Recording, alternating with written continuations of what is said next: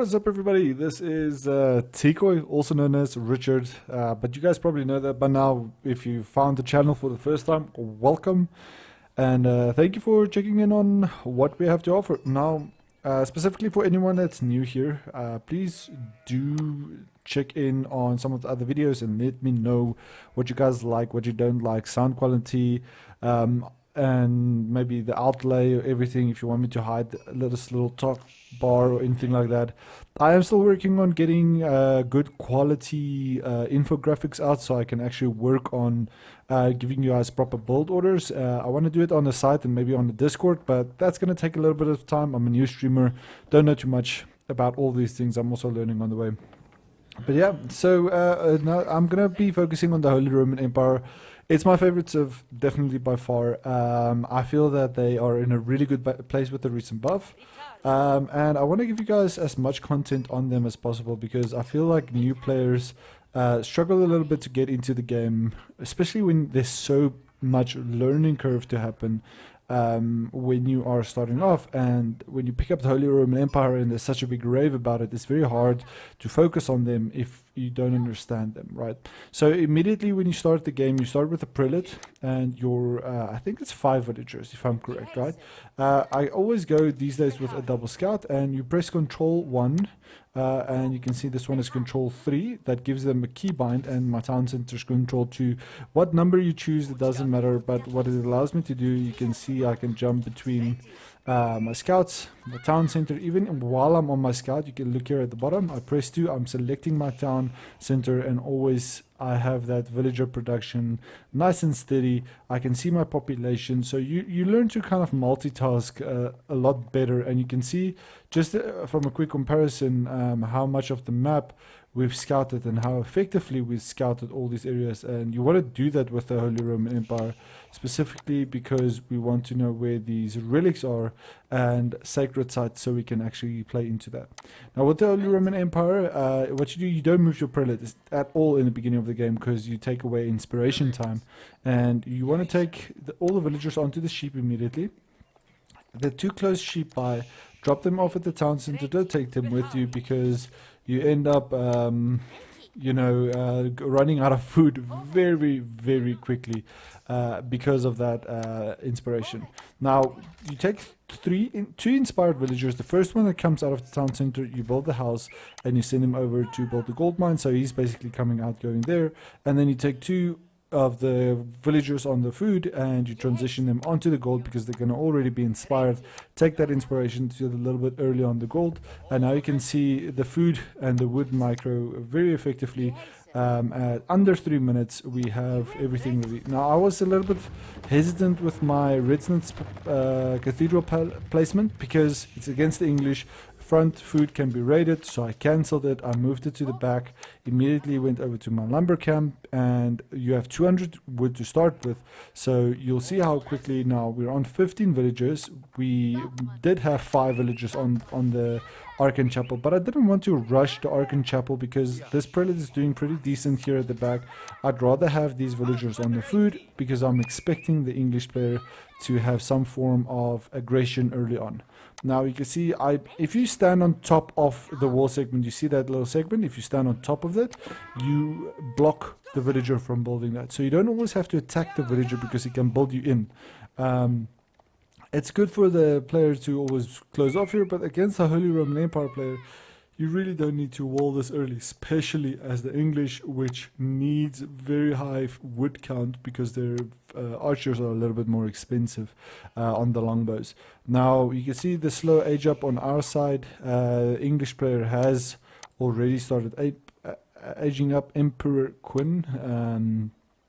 I'm not sure if it's Quinn from League of Legends, but it's Quinn. Now he's going for the standard English player basically on the farms. Or sheep rather, and wood. And now you can see no longbows are able to get drained because of there we go, the longbows are starting to come out. The food is not that great and the wood is not that great. Going on to the gold here, and he's basically expecting me to be aggressive, but you can see now a nice little sheep mass building up, and we are moving the sheep very shortly to the side here so we can group our resources right underneath the Archon Chapel. And you'll see even the house, I did not build it right here, because what you want to remember, this ring, call it your golden ring. You want to make sure you keep that as free as possible, because this is going to become farms, and any villagers in here is going to gather that food at 40% quicker. That's without any mill upgrades and so forth, or any wheelbarrows. Straight off the bat, 40% increase. You can see here that inspiration is 40% faster and lasts 30 seconds, but because it's you garrison the prelate, it's permanent. So now you can see things starting to happen on the map. We have our scouts out, just to give you perspective. Don't just make your scouts idle. I usually do like a little run around, like I'll basically click like right here, just outside of the range of the town center, just so you can keep scouting if there's any aggression happening from the enemy. Information wins more games than any strategy you can try.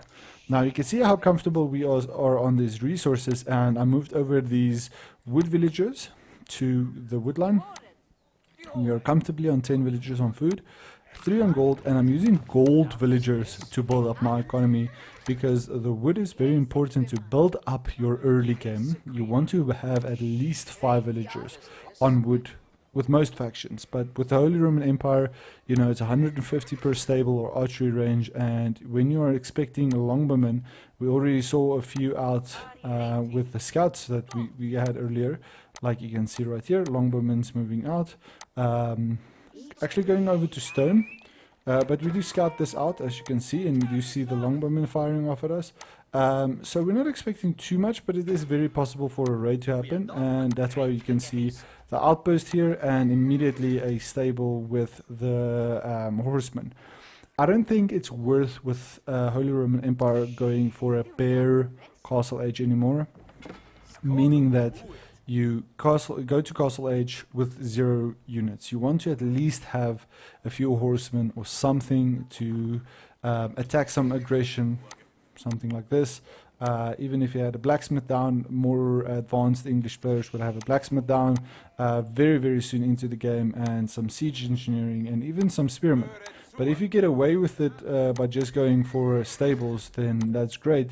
But you know, most English players just go for a council hall, and we didn't see any farms, so we know his economy is not going to be that big, so it's going to be very late on the wood, especially if he's training longbowmen.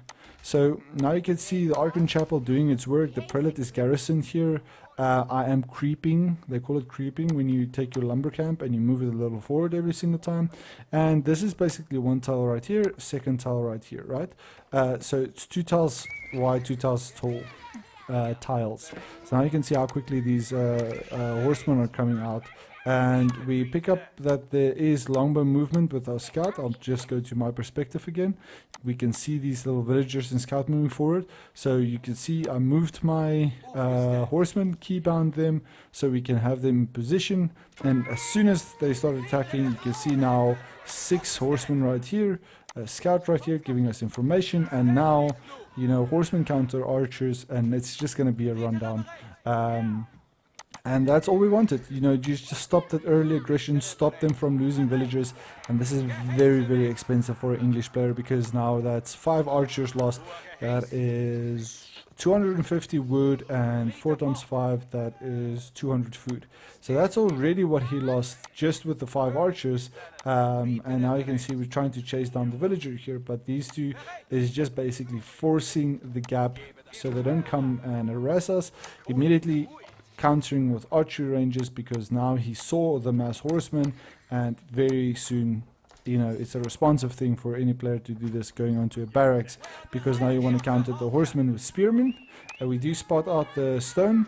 We can't really contest this because of the arrow slits that's on this outpost, and because of the outpost and the town center, they gave them that extra 25 attack speed. So we basically sacrifice these 2 horsemen just to keep a last bit of vision on them. But because we have everything still on keybind, you can see on my scouts, I'm pressing 1, I can't find it.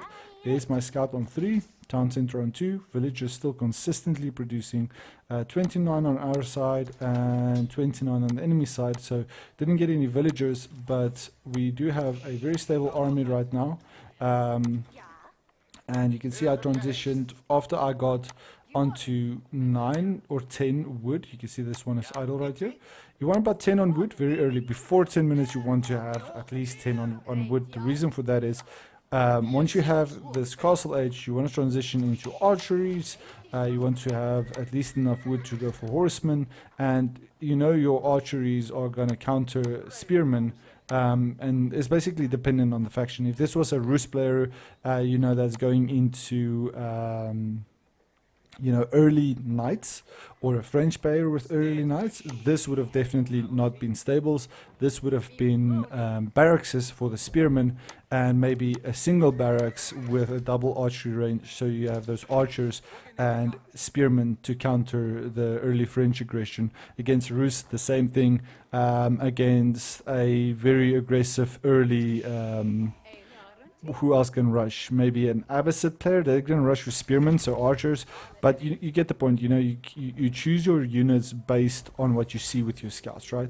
Now you can see, just from my perspective quickly again, we just started with the Redsnits, and you'll see me move forward, keep down these units. I want to move forward, I want to go get map control, being relic right here. So you can see this prelate is moving out to that relic, keep on 3. Keep on 5. Just have some form of keybind system in your head. And now you can see, we see this little raid happening, immediately responding. What I do is the horsemen, you can control click them like this, control, and then you lose the archers, so you can see they move quicker now. Now the archers, I shift click the spearmen, so they'll immediately focus down the spearmen. And now it's another rundown, because we have mass horses, horses, archers here to support, upgrades coming through. We're getting the marching drills, which is not the best when you're going horsemen early on. Probably the iron undermesh was the better upgrade. But as soon as we get to the age up, boom, he's gonna tap out. Because we have an age advantage, we killed all his units. Huge lead on the Holy Roman Empire with that. Please, please play the Holy Roman Empire. Take these little tips into consideration. I'll just recap for you guys on the build order. I'm not going to make build orders because it takes quite a lot of time to get those in place right now, but I am working on that. So let's just quickly hop back into that game so I can just quickly run through the build order for you guys. So you also have an idea of what to do. It's not going to take time. 12-minute game, can you believe it? Nice little early win. And this is applicable to ranked. You won't find much better than that in ranked. Maybe a little bit more better from the English player or a very late age up. But okay, let's focus on the build order, right? So we want to age up very, very soon. You can see 5, actually 6 villagers plus a flare. So that's 7 to start off, plus a scout. So pretty cool.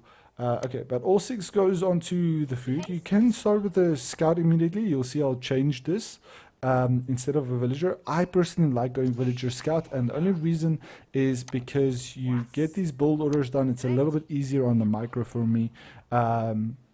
You know, you can go to 10 villagers before you go over, but you'll see now 2 villagers like this will be pulled. So I'll drop off the food first, then you can see the 2 drop off, and immediately they go over to the gold mine. Don't build with them, send them onto the gold straight, because by the time he's done building, this 2 will be dropping off. So you just micro your time a little better. You'll see them having that gold, and you can see that inspiration there on this villager, how quickly he gets, they get that you know, that first extra gold, and they get that extra 14 drop off. It's not 10 like with other factions. Now the second scout's out. We're transitioning into food, and you want to go up to 8 food. Haven't touched the prelate, and you can see scout back here, second scout there. If you press H, that's your town center. 2, it's your, I bind it to 2. I prefer using 2. And we want to make sure that your first 2 sheep right here in the base, like this is a little far, just the very close ones that you can immediately see.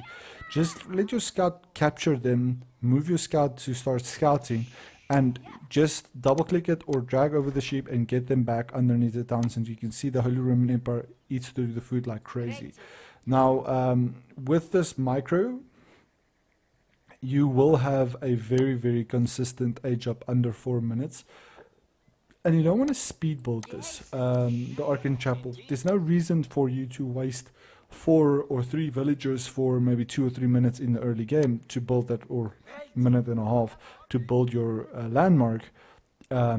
Because that upgrade is, you already have everything inspired that you need to, and you'll just send a prelate over here soon because you already have that consistent gold flow, a farm or anything happening like that. So now you can see we are on 8 immediately. The next one is going on to the wood, and right here you can see 2 minutes 30. We're already, I actually want to see this time. I want to see if I can improve this in the future, but you can see we are over on food and under on gold, but that's okay. A little delay here on the villager training, but that's okay. We have extra food in the bank. You can see there's the villagers coming now again. You could have done a forced drop-off as well, which would have saved 30 seconds, which is actually huge, and idle time here on the villagers. So let's call it 3 minutes for this age up. We'll improve that in the future. But 3 minutes, and then we drop off the Arcane Chapel, and you can see more villagers going onto the wood line. I pull the 3 villagers here from here to go onto the wood line now shortly. There we go. I leave 2 to build the Arcane Chapel. 3 is a good sweet spot. 2 is slow, 4 is fast, 3 is a sweet spot to age up. So just take that into consideration for your early build order. You have your lumber camp. You can see idle villagers here. Sometimes this happens. It's a bug in the game. Just take note of that. Sometimes you click on your resource and then don't harvest it immediately. Just take note of that. But yeah, as you can see, 5 on food still. We are transitioning back onto food because we send these over to wood. And then before your form 5-minute mark, you want to make sure your Arcane Chapel is done. Your wood line is at least 5 villagers. Rest onto food until 10. Rest onto wood until 10. Rest onto gold until 6. And then transitioning into the castle age. But that's the build order. Thank you very much for watching, guys, and see you in the next